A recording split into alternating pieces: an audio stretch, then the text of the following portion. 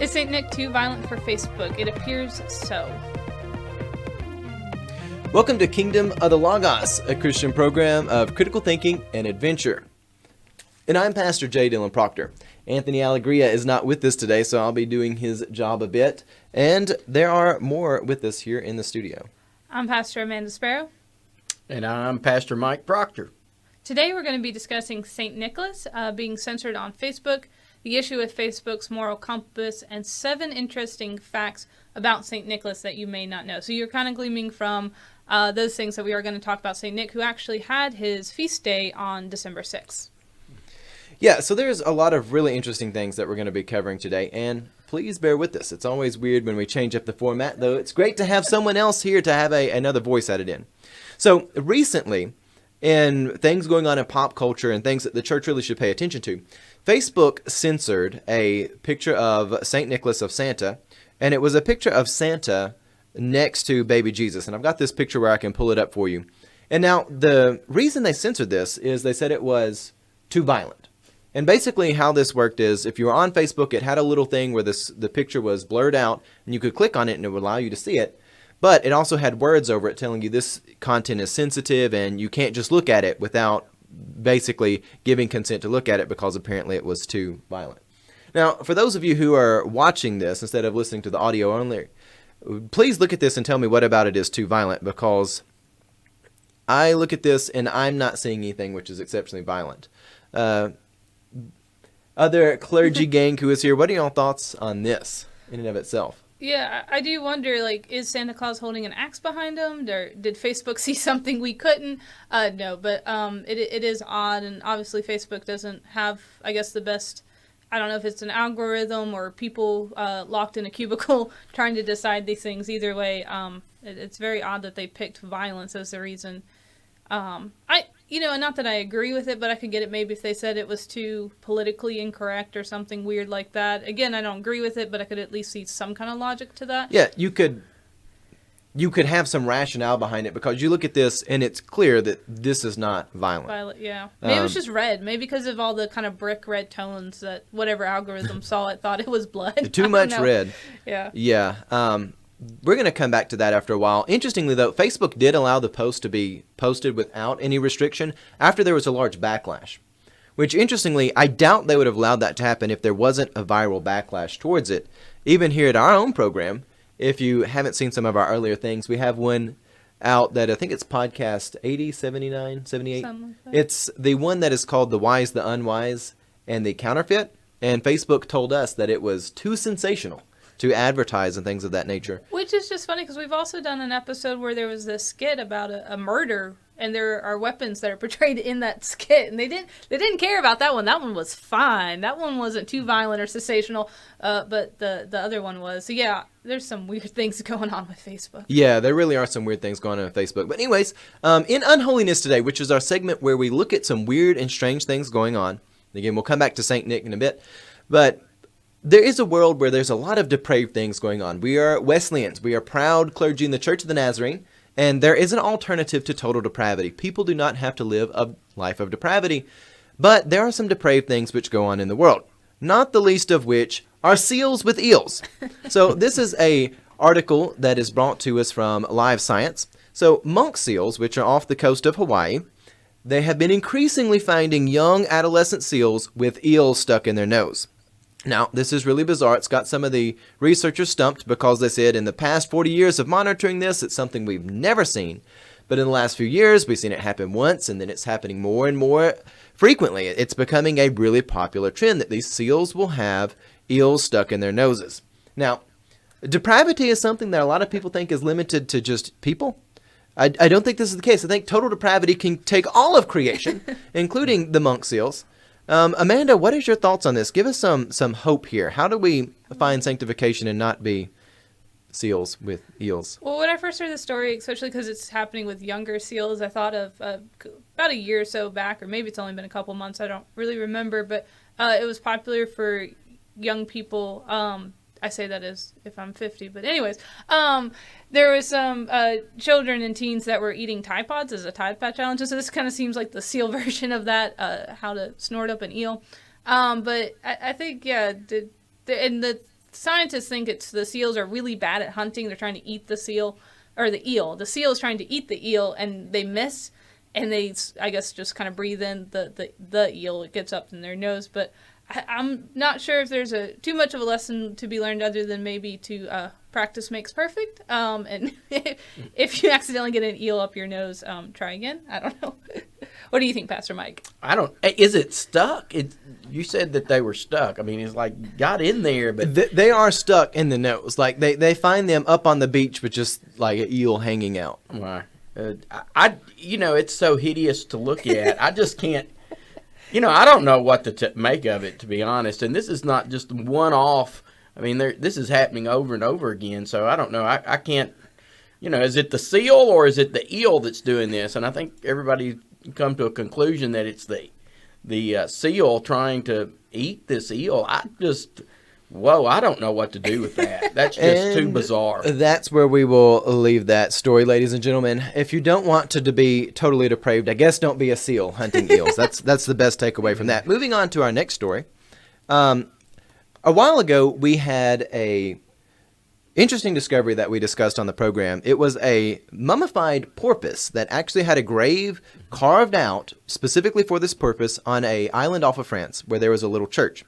The island is called Chapelle Dom Hue, and there was a porpoise mummified in a church graveyard, and nobody could figure out what was going on there. Well, not to be outdone, as archaeologists have continued to uncover the different things on this church's grounds and its graveyard, they have found a man who was buried in an interesting position, but he had no hands, no wrists or hands at all. And the researchers there have speculated what could happen. They said maybe it's a monk who had no hands. Maybe it was a sailor who fell off of a ship and fish ate his hands and clothing protected the rest of his body. And as he got to the island, the Christians there, they gave him a Christian burial. We don't really know. But guys, what do we think about this? I like just because there is so many options for it, and I know Pastor Dylan and I were talking. We were trying to speculate, and we went from maybe it was someone who was handless that was given purpose and an identity as a participant in the life of the church.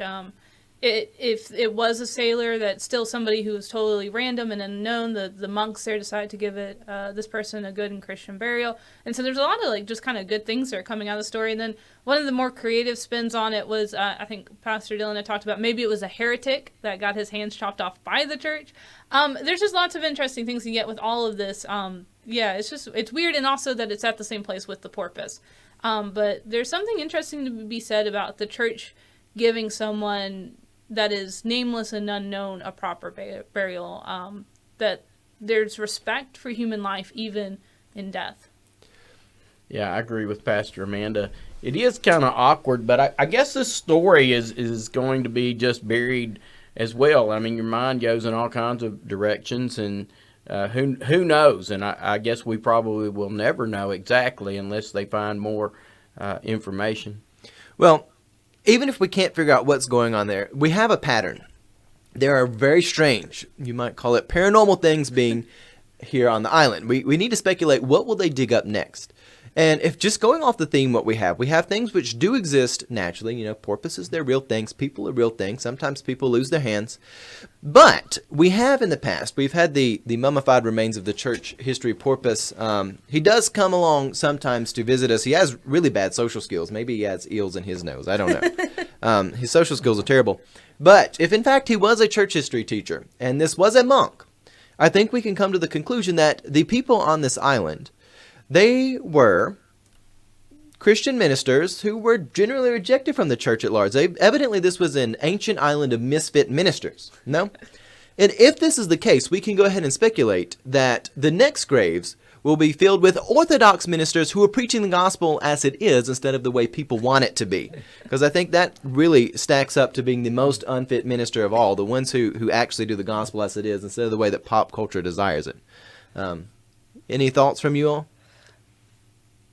I just hope he wasn't messing around with some eels and, could have gotten, I don't know if their eels are poisonous or not. Evidently, they're not too poisonous unless you get them stuck in your nostrils like a seal. But perhaps, it could be any number of things. Maybe frostbite, I don't know, or I don't know where or how he lost his hands or her hands. I think it's a he, but yeah. I don't know what to do with it. No one knows what to do with it. It is what it is. We'll be back in a second, ladies and gentlemen, to talk about Facebook and Santa and St. Nicholas and have a serious conversation about that.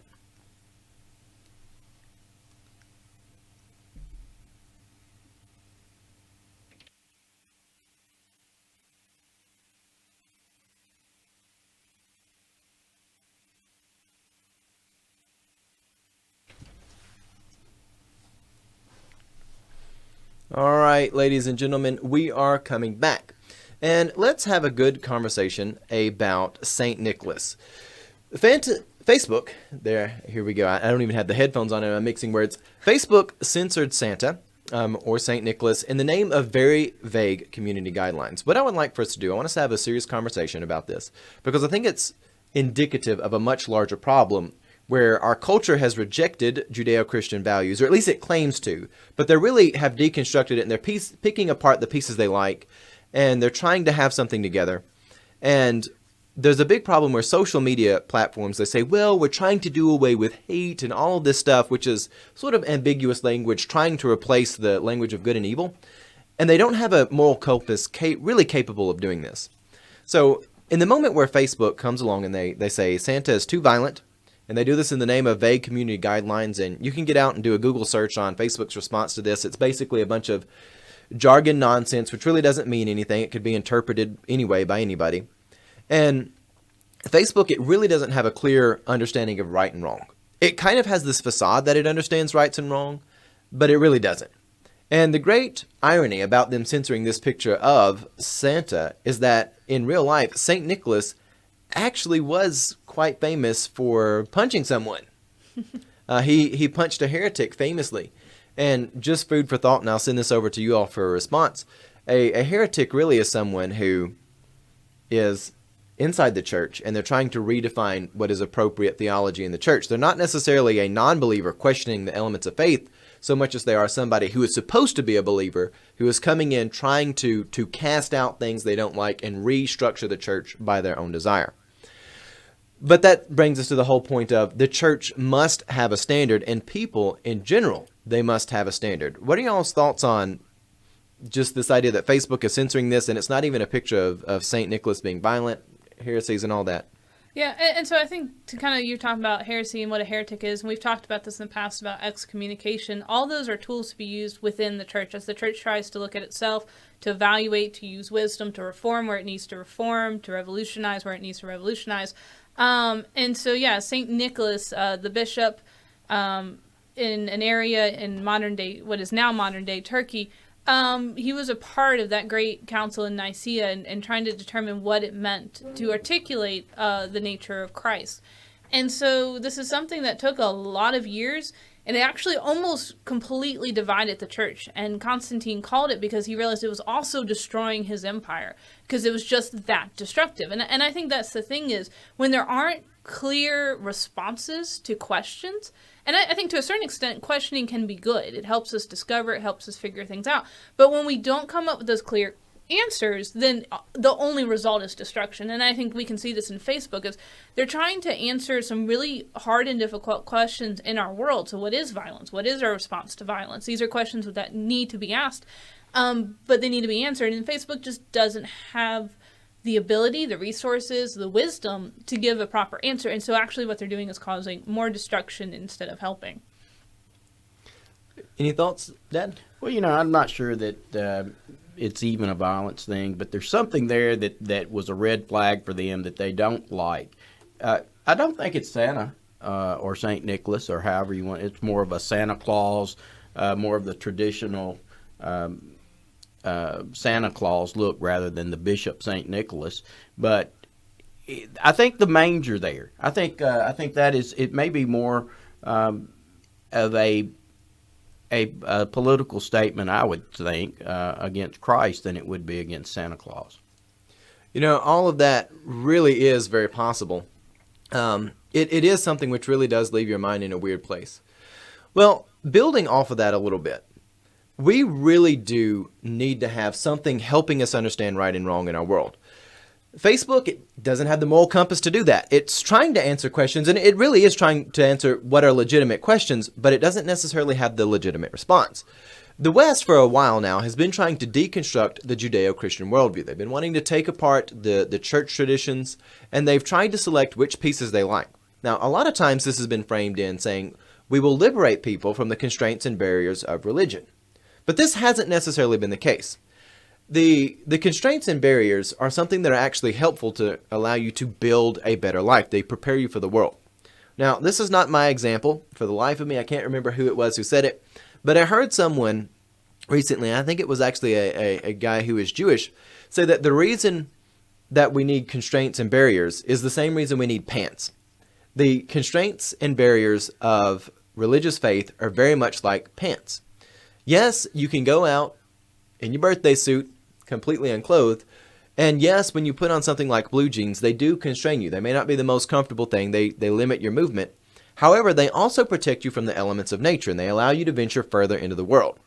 And this is the thing. If you're just naked and you're in the wilderness, you can't go through a briar patch. You're not equipped to deal with, freezing temperatures. You don't have something to keep the sun off of you.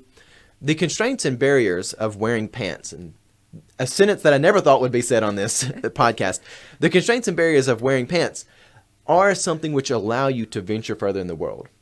And going back to the story of Adam and Eve, when they first realized that they're naked, them putting on clothes is not just an act of shame, though it is, but it's more than that. It's also them recognizing we have to leave the garden. We have to leave this clearing we're in, which means we're going to have to be walking through plants, some of which cause allergic reactions, some of which have little predators in them, whether they be something like a bird of prey, a cat of prey. You've got all these things which are coming to attack you, and wearing clothing gives you protection from that. And it allows you to survive, to go out and gather food and things of that nature. Amanda, Dad, what are y'all's thoughts in response to all of this?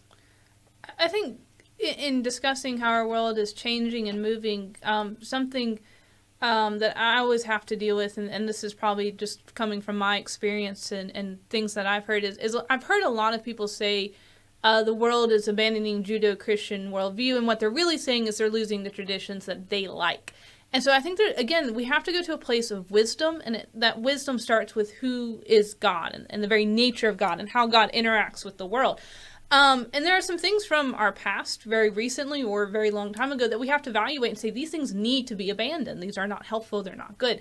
But our world has kind of done that, but they've gone further and further, where instead of just saying, hey, let's, the Council of Nicaea, going back to Santa Claus, instead of saying, let's sit down, let's discuss, let's figure out what it means to speak about Christ, they're like, let's just blow the whole thing up and start from the ground up. And what that's done is then left people, and this has been happening for several generations. This is not a new problem that millennials have created. It's not a new problem that the Gen Y or Z or X or whatever letter we're on has created. This is something that really has been happening for decades, if not centuries, of the world saying we've got an issue, so instead of trying to do better, let's just kind of destroy it and make up our own worldview. And again, what that leads us with is something very sifting, something hard to stand on. It's like Pastor Dylan used the analogy of pants, but really it's like saying let's build a house without a foundation. Let's not use concrete or stone or anything. Let's just put up a couple sticks and hope it stands. Well, and I think also, with the pan analogy with the constraints, it also, the law, if we look to the Old Testament, and, Jesus fulfills the law and the prophets, but I think the law, we don't necessarily worship the law, but it does provide healthy boundaries, and it not only protects you, but it protects other people. So I guess the pants analogy fits in this particular I think it situation. does. The pants do fit. Another sentence I never thought I would say on a Christian program of critical thinking and adventure. The pants do fit, ladies and gentlemen. Yeah. Well, moving on to the next bullet point here, and I'm really bad at doing Anthony's job, y'all, for another thing. Like, I trained Anthony for this job, and I'm terrible at it. So another thing that I just want to throw at y'all is I feel like our modern world, and Amanda's right, this has been going on for a long time. It's more than really any of the generations currently living, clearly. But we've got people in a place where they don't know how to value people. And I feel like this is another thing which really causes a lot of problems in our world. We don't have a good standard for valuing people, because traditionally in the church, we've understood you were created in the image of God and life is sacred. Now, on top of that, I mean, the world is complex. We are complex beings. While we are created in the image of God, your character does matter. Sin is entered in the equation. Just because you have the image of God there doesn't mean that you're a precious little cupcake 24 hours a day. There are times where people do things they ought not do, but the fact that you were created in the image of God makes you inherently valuable, and that is a precious thing. Life is precious because it is derived from God, and God gave us a purpose in that. And I think, again, this is something where generations and different movements are kind of in an ebb and flow, where people have maybe in the past said you're valued if you're powerful, you're valued if you have things, if you look like A, B, or C. And so then the responses come from the next generation or the next group that says, no, you're valued if you look the opposite. And I think ultimately what happens in that conversation is there's still, both groups end up being wrong. Because they're valuing people only if you look the way I think you should look. Or you're only important if you think like me, even if I say I think so broadly or whatever. And so there has to be, again, it's they're trying to define human value within themselves. And that will always fall short of what it means to value others. And so to see each, and like Pastor Dylan said, I think we can say in the same breath that to be human, the recognition that to be human means that there's brokenness, but also to be human means to be created in the image of God. And ultimately, that's what it means to be human. And we should all journey back to that original created image. And we can say those things. Those things are kind of in tension with one another. But your value is not based on anything or any way the world decides it is. You simply are because you exist. Yeah, and to build off that a little bit, Amanda is exactly right. Pastor Amanda hit the nail on the head there. Power, authority, and money are the big ways I see people wanting to say, well, this group doesn't have power or authority or money and stuff like that. But you've got to get back to recognizing that value comes from something deeper than that. You're never going to win that game, ever. Well, I have a great-granddaughter just born, and or not a great-granddaughter, granddaughter. She is great, I can tell you that. But, I place so much value in this little girl. She's beautiful, and Annabelle, she's 2 days old now, but she constantly is changing, and for me, I just can't keep my eyes off of her. I want to hold her. I want to just I'm dreaming about building doll houses and things I never would have imagined. But this is the thing, the life that this little child has brought is so important to me. It's given me new imagination, new hope in life. But at the same time, I'm thinking the world is a really rough place that this child's going to grow up in. And the challenges are tremendous that she's going to face. So I continue to remember that song, Because He Lives, and the newborn baby and everything like that. It's because of what Christ has done. So, I think even the Santa Claus picture that we looked at earlier has some type of hope for even.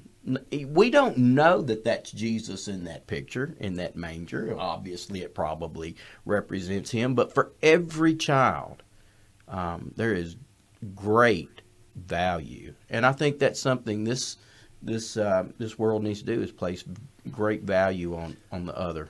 Absolutely. And speaking of that, this is a good way to segue straight into our scripture for today.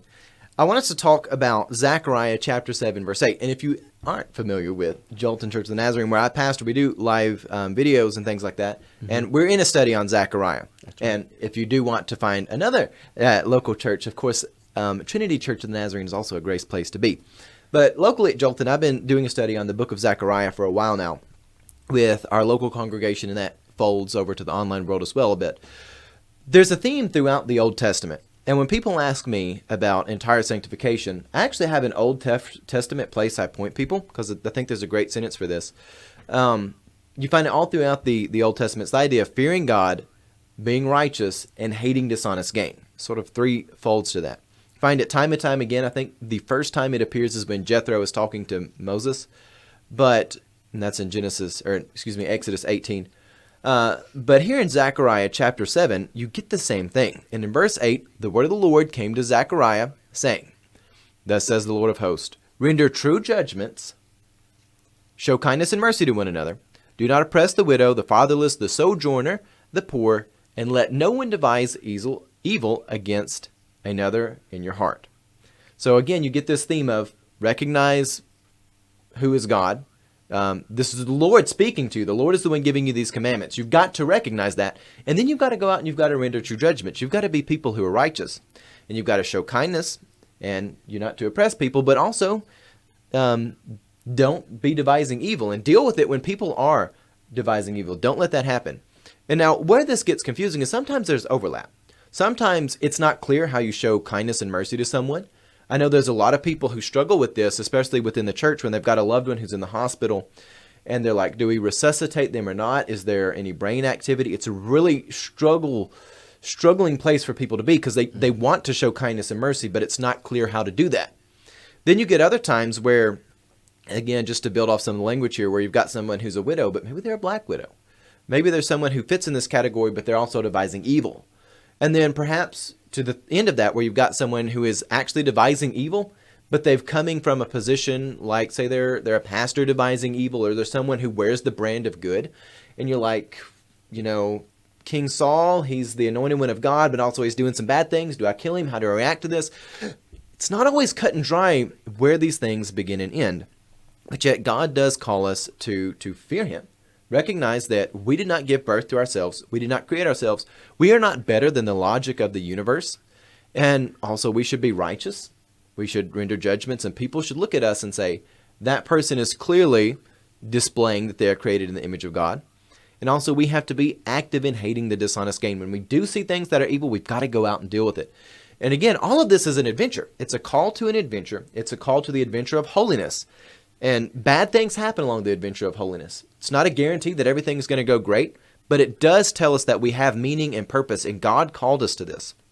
And the problem with things like Facebook censoring St. Nicholas, or really more Santa here, is they don't have a good understanding of what is good and evil and how do they respond to it. So I'll send that over to you all. Yeah, and I think, again, it goes back to how we value people. And so, like you were talking about, sometimes things get iffy. If we only value people because we read this verse and read it very fundamental, in a kind of fundamentalist view, and it says, oh, the widow and the fatherless, we just automatically assume they're all whatever, good or bad. And then, or vice versa. But if we value people, and again, we can say, just because you value someone, just because you love someone, does not mean you permit bad behavior. I think those are bad definitions of both value and love, but that's been thrown around in our culture a lot. Like, there's a bumper sticker that aggravates the ever living daylights out of me. It says, I'm not perfect, just forgiven. And you're like, no.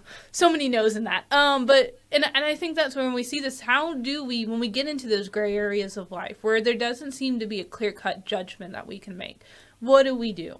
And again, we look back to some of those things we've talked about. First, we start with the nature of God. Secondly, some of us may need another council of Nicaea. I think the church needs more councils. And I don't mean more bureaucracy, and I don't mean more annoying meetings where we just sit there and stare at each other for an hour and a half. I mean where we really sit down and we have discussions. If I may ask, do these new council of Nicaea include the slappings? Yes. If we're going to have a new council of Nicaea, I think we should be allowed to hit a couple heretics. I will not obviously be invited to any of those meetings after making such a claim. And in about a month, I have got to go before our council and answer questions about if I am qualified to be ordained. And I promise I won't slap anyone there. Don't feel bad. I don't think that they're going to be inviting me either. I think I have too many cooties. Yes, I think we all will be buried on the island of misfit ministers before too long. Which, back to that, another takeaway from that, I know not to jump around conversations, one of the lessons that we learned from Chapelle Dom Hue is we are not leaving interesting enough remains behind. Yes. That being said. Good statement. Yeah, and I think there's something also very true of that statement that says we have a legacy, each and every one of us. We impact the world, sometimes in small ways, some in big ways. But if we fear God, if we are righteous, and if we hate evil, then we will leave a better impact and maybe some very interesting remains. Absolutely. And I like the, to pour ourselves into others and invest in them, and not just the people that we like or love, but, this is talking about the widow, the orphan, the stranger, not to be fundamental like Pastor Amanda said, but who is that in your life? And I think the big question is, there's so many. I think we have to have the filling of the Holy Spirit to discern, because every situation is an opportunity, but sometimes you just have to, all times you got to have that discernment from the Holy Spirit, but there's going to be different answers for every situation, as similar as they may look. I think that's where we just got to depend on God's Spirit to come fill us and give us direction. All right. Well, thank you for that. We're going to come back and we're going to play Hot, Not, or Sanctified, and we're going to be listening to a list of 7 interesting things that you may not know about St. Nicholas, and we'll be back with that after the break.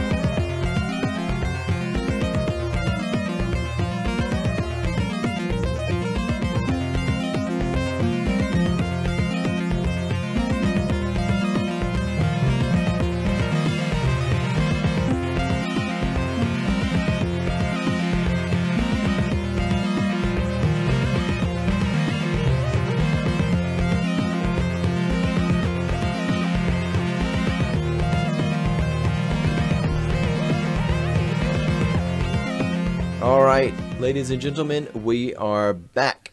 And now we're going to play a very fun game, and I'd love for you to send us your thoughts, questions, or comments. Again, you can do that on Facebook, we're on YouTube, we're on SoundCloud, we're on iTunes, CastBox, a lot of different podcasting places. And I'm also on Twitter, at J. Dillon Proctor, Kingdom of the Logos, look us up.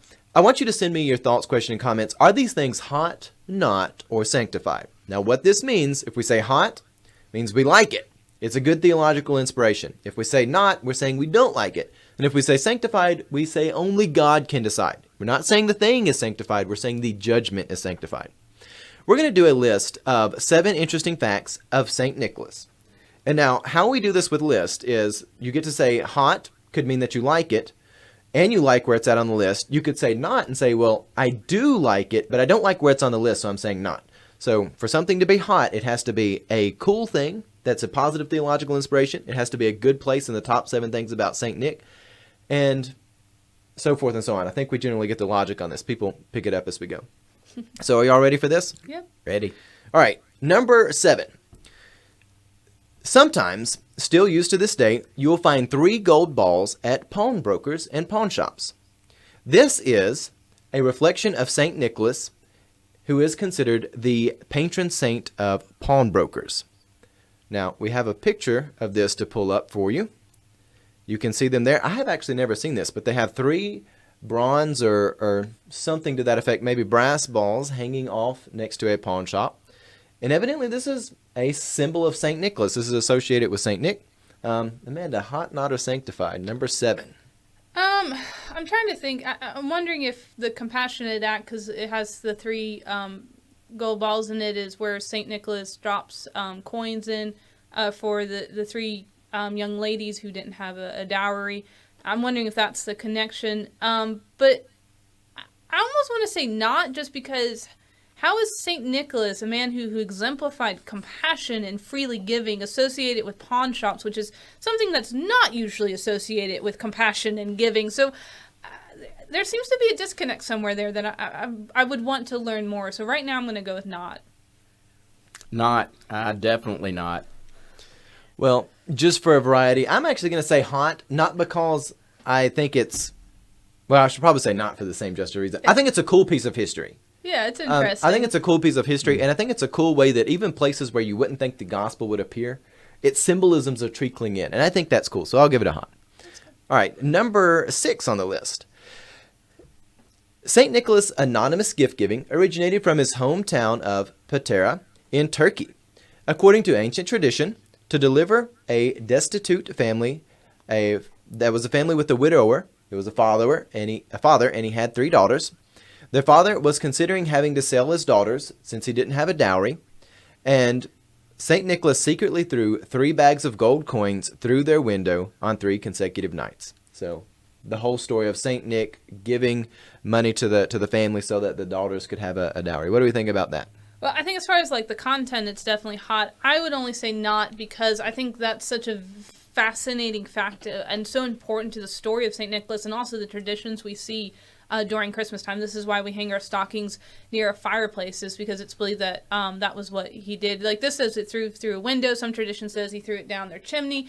And so that it's something we practice. And again, as Pastor Dylan was kind of talking about the three kind of gold symbols at the pawn shop, is even in a very secular world, there's these traditions that speak back into who Christ is and who Christ had called Nicholas to be.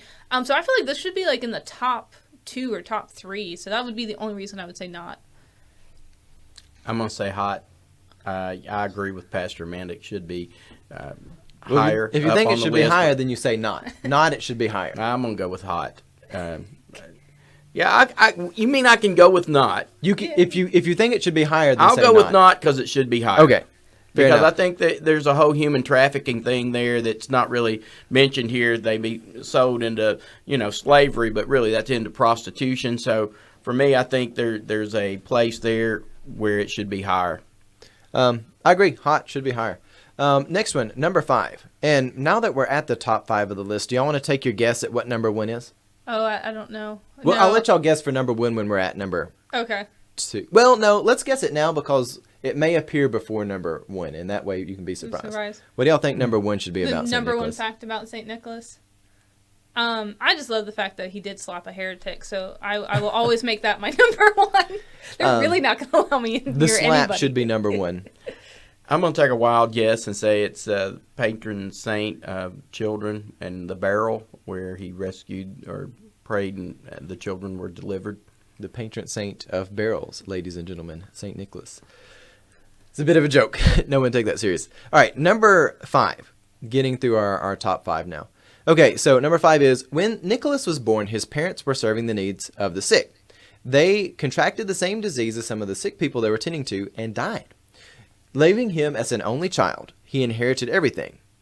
Father Marquis, who is a Catholic priest, he was talking about this, and he says, St. Nicholas really is the first saint that you can consider a philanthropist.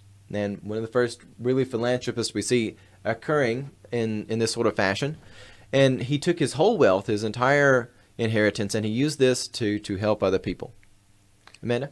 I think this is hot. I think it's kind of also appropriately placed because it's a great part of the story of St. Nicholas. And I think also it's interesting, that might be an unknown fact, is a lot of us see pictures of both St. Nicholas and Santa Claus as a very old man, the big white hair and beard and things like that. But he really starts off pretty young, giving all of his possessions to help people around him. And so that's just, I think, a great inspiration. I'm going to say not just simply because it needs to be higher on the list, but yes, it is a great inspiration. Fair enough. All right, number 4. This one's great. A pure liquid known as the manna of St. Nicholas, or the St. Nicholas manna, has flowed from his bones for 17 centuries. Every May 9th, on the feast of the translation of the relics of St. Nicholas, a Dominican priest siphons the manna from St. Nicholas into a glass vial.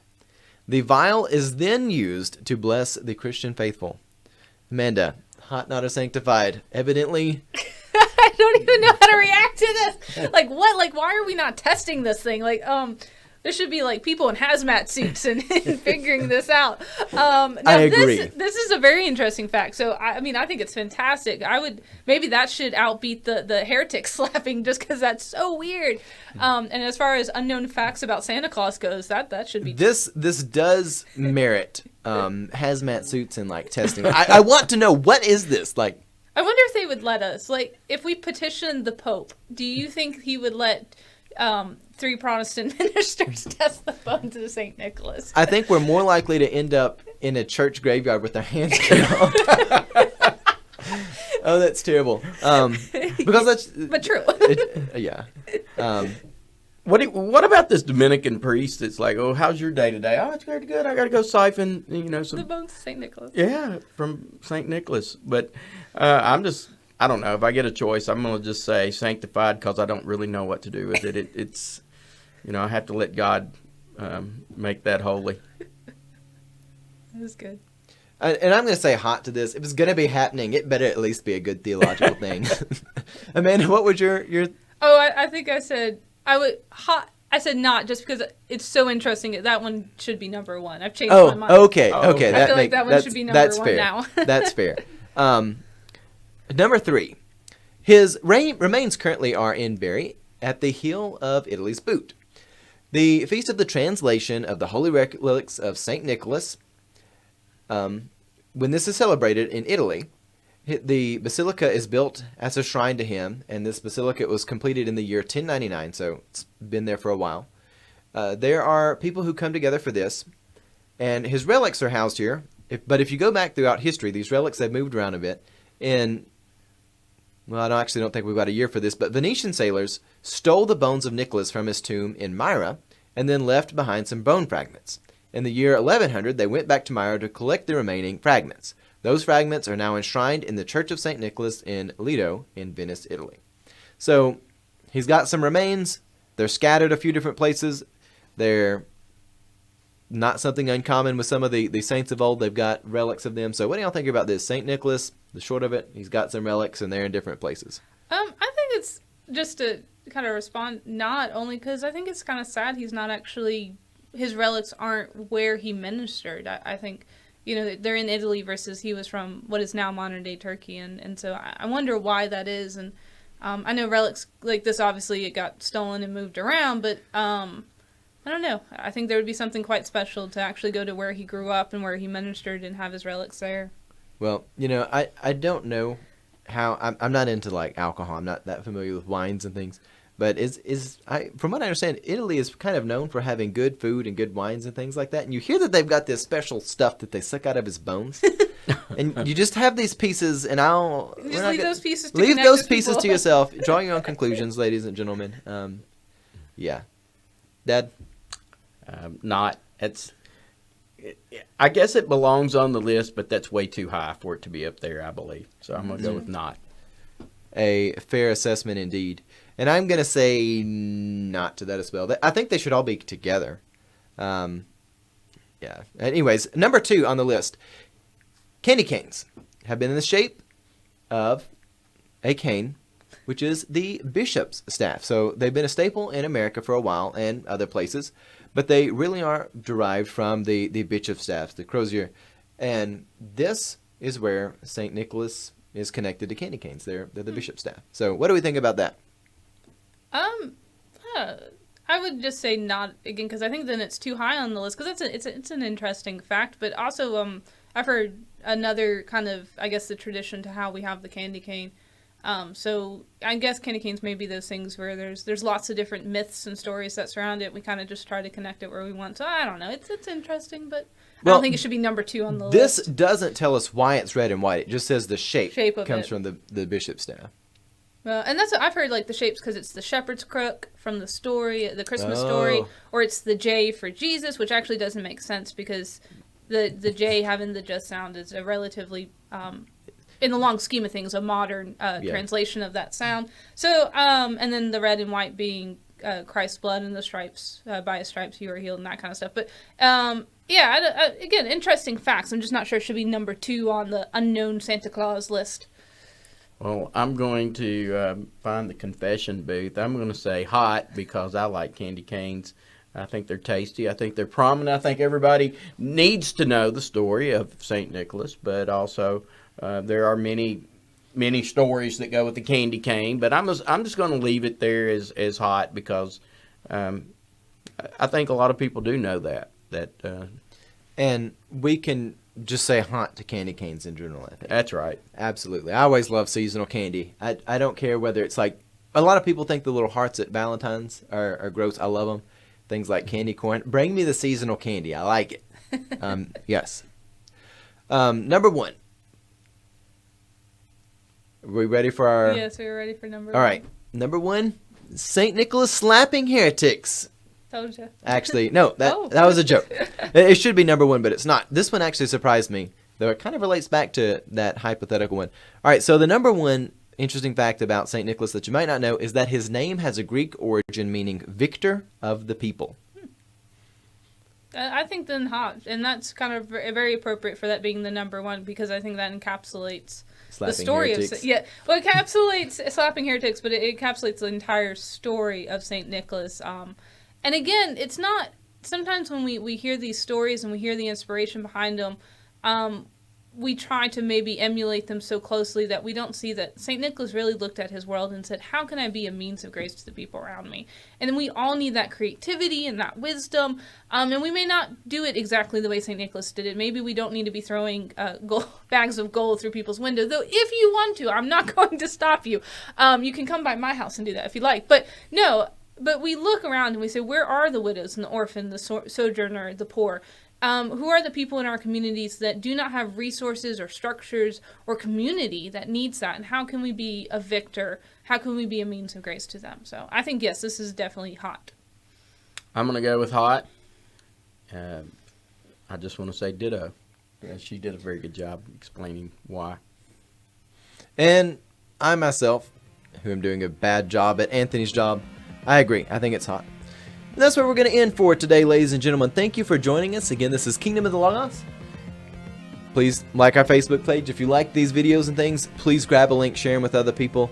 I know Anthony will be back in the future and we'll have a better format to things. But that being said, God love you and have a blessed day.